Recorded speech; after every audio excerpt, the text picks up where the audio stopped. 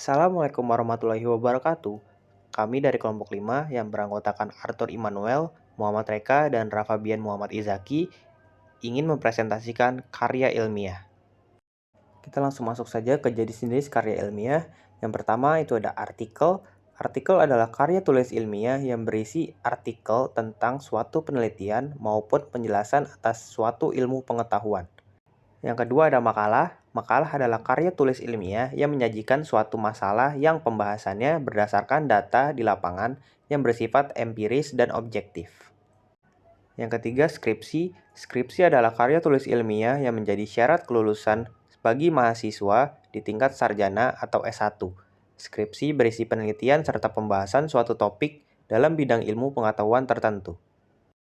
Kita masuk ke pendahuluan. Yang pertama ada latar belakang.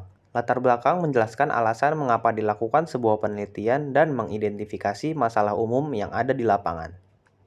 Selanjutnya ada tujuan penelitian, rumusan masalah, dan manfaat penelitian. Yang pertama tujuan penelitian, yaitu rumusan kalimat yang menunjukkan adanya suatu hasil atau bagaimana sesuatu akan diperoleh setelah penelitian selesai dilakukan. Yang kedua ada rumusan masalah, merupakan tulisan singkat yang berisi pertanyaan tentang topik yang diangkat oleh penulis.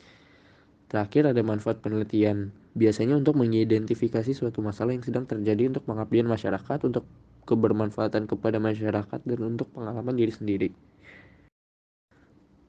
Landasan teori. Landasan teori adalah alur logika atau penalaran yang merupakan konsep dan definisi yang disusun secara sistematis. Oke, selanjutnya kita masuk ke pembahasan. Jadi pembahasan itu adalah bagian yang paling krusial di dalam karya ilmiah. Bagian ini menjadi isi utama dari sebuah penelitian, di mana bagian ini akan berisi mengenai hasil-hasil dari penelitian, gambaran dari objek penelitian, serta hasil pengujian hipotesis. Metode penelitian. Metodologi merupakan ilmu-ilmu atau cara yang digunakan untuk memperoleh kebenaran menggunakan penelusuran dengan tata cara tertentu dalam menemukan kebenaran, tergantung dari realitas yang sedang dikaji. Nah, kemudian kita masuk ke bagian penutup. Nah, di penutup ini terdapat dua bagian, yaitu kesimpulan dan saran. Jadi yang pertama kesimpulan. Kesimpulan adalah bagian dari sebuah karya ilmiah yang berisi ringkasan dari hasil penelitian yang telah dilakukan oleh si penulis.